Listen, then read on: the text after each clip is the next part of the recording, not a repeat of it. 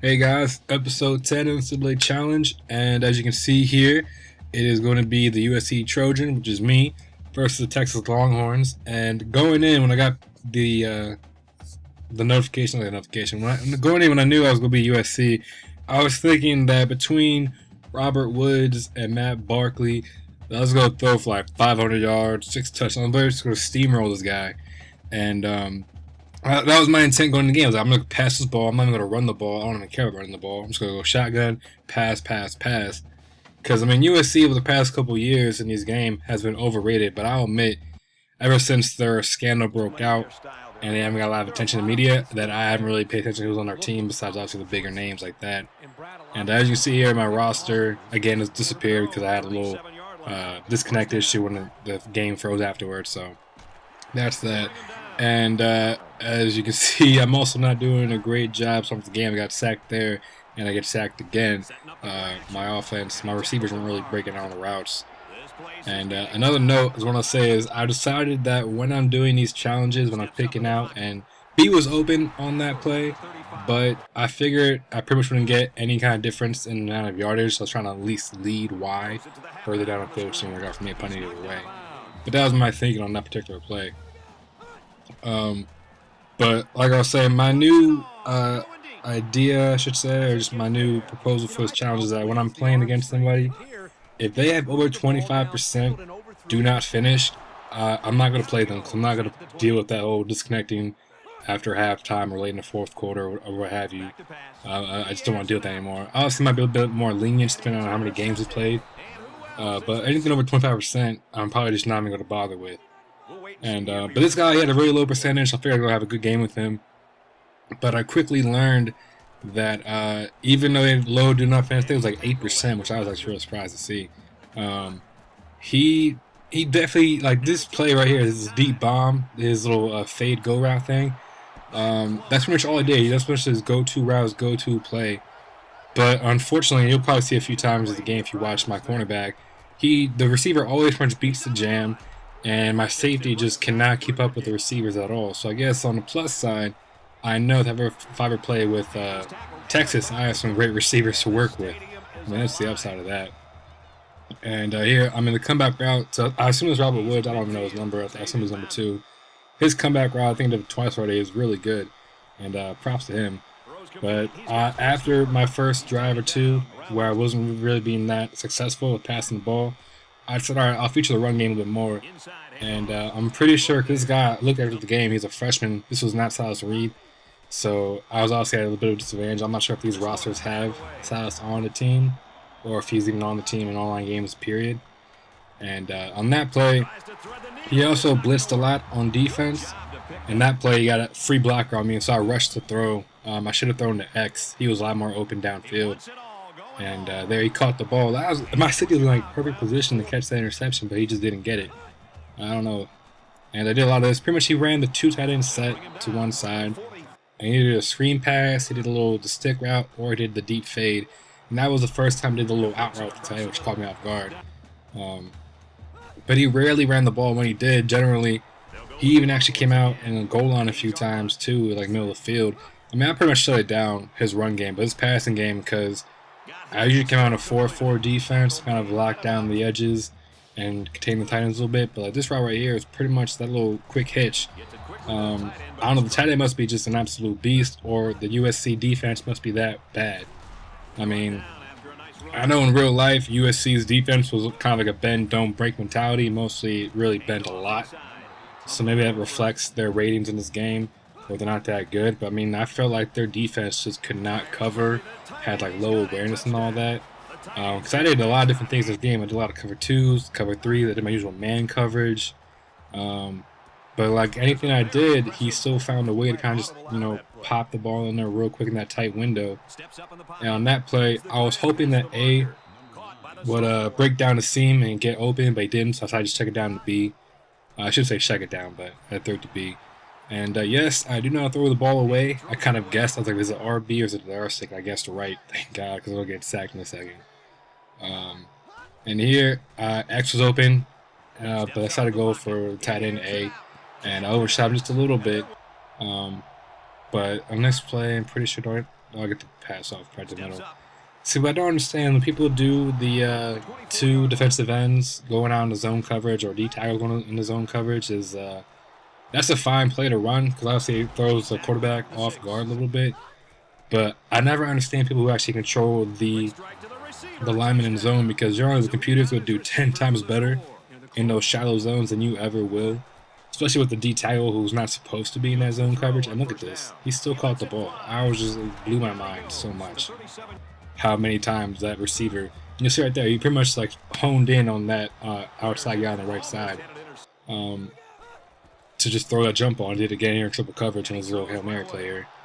And I had my free safety and I always covered my side.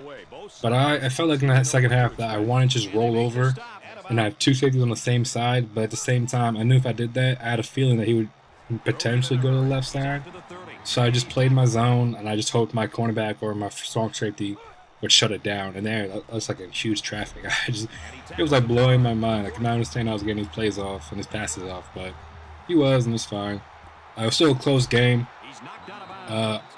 because my offense was, as usual, pretty stagnant. It wasn't doing a whole lot, mainly because I was probably just passing the ball too much.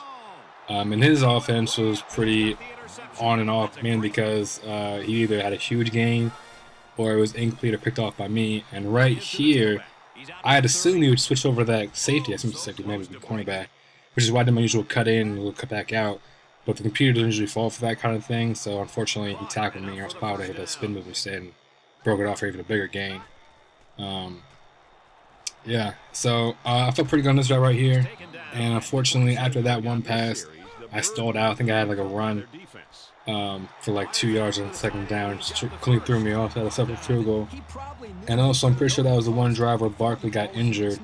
But luckily for me, he was only injured for like, a few plays or whatever. He came back in. I think he's gonna be back in the drive, next drive in the game, back in the next drive. I'm over here starting stuff. So yeah, I'm up by 3 points, and I feel like with this the way the game was going, I felt pretty good because my defense was doing a pretty good job. But unfortunately, he ran a lot of no huddle on that particular drive, and he caught me in my 4-4 defense. And I guess he just hit the play action one time, and obviously I was doing more of a run defense, and he got the 1-1 coverage they wanted. But this was the funniest part to me. It took him 3 plays to get that 1 yard, and then he finally scored a touchdown. But if you're a yard away, you gotta punch that in a lot quicker than that. When again, 1-on-1 coverage. See, the thing was that I knew I should have done a lot more cover 2, man over the top, to prevent that kind of deep pass. But at the same time, you gotta get pressure on the quarterback. I mean, you can't give him all day to throw the ball like that, and you gotta change it up. And there, I was actually ready to jump for out my safety, but luckily my linebacker did it for me. Touchdown. And I put him back on the defensive side himself because he's down by 3 minutes. He's down by 3 with 3 to go, pretty much. So I knew this was kind of a make or break drive for him. And he starts off pretty bad. There, overthrew his tight end right there. And I was doing a lot more over the top coverage, and he dropped the ball there. So it's 3rd and 10 now. And I was thinking, all right, it's 3rd and 10. I'm probably going to get this off the field. And then he does that, which is a nice little post route. And again, like I had 2 players on defense, like right between the tight end, but he still got the play off. Which, to me, I don't know if that's because it's All-Americans defaults in an online play, or if the USC defense is just that bad where they can't locate the receiver. At the same time, right there, my linebacker's right there the entire time. I mean, it's man coverage, so he's not looking at the ball, he's not in the zone. But at the same time, it's kind of like, you have a little bit of awareness there. You got to realize the ball's coming your way at some point. So under 2 minutes to go, and I'm thinking right now that he's in field goal position right now. And 2nd down. And then this is the one thing I don't understand. If you come out with a 3 tight end set, obviously your defense is going to come out. You're going to have a defense to protect that. And the people who will hot route out to like a 4 wide set, they're going to mismatch. But at the same time, you got to realize that you have your 2 backup tight ends and your fullback out receivers who really aren't that good at receiving themselves. So really, it's not really much of a mismatch unless you throw to your halfback or your starting tight end. Because honestly, not many teams in college have 2 great tight ends where you have that many threats where it really is a mismatch. But that's just my own thought. And then here I call a timeout. It's 3rd and 2. Did I call timeout now? Oh, okay, no, I didn't. I think on the next play I call a timeout because getting close to that point where I want to get a stop there, I was a little bit worried. But then I thought, why did I even waste my time doing that? So I let him score on that drive. I realized I have 2 timeouts now. About 30 seconds to go. I had a pretty good chance to draw down the field. I felt like because it's USC, it's going to be a good chance here. And for some reason, I have no idea why, he did a cover 2 defense, so I did a 4 verts, just hoping to get lucky. And when you do a cover 2 defense, wait long enough, someone's going to break open on that play.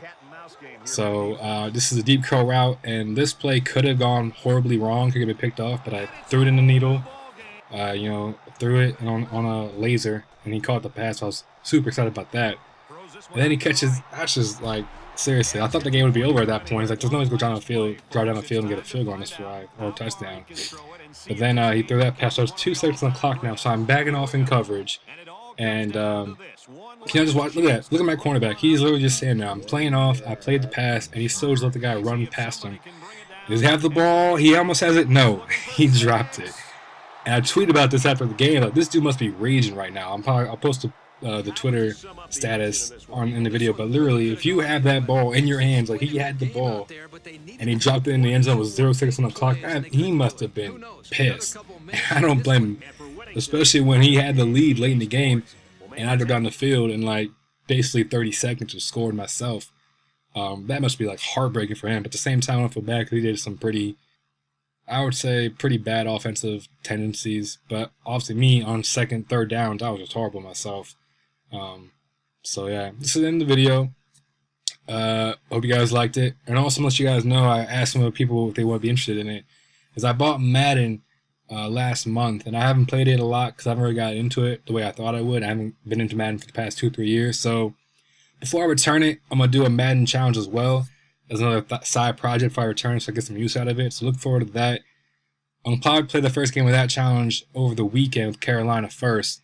So it should be a lot quicker than this one because it's only 32 teams, and they're all great teams. So look out for that. This is in the video. Thanks for watching. Like, comment, subscribe, and I'll see you guys next time.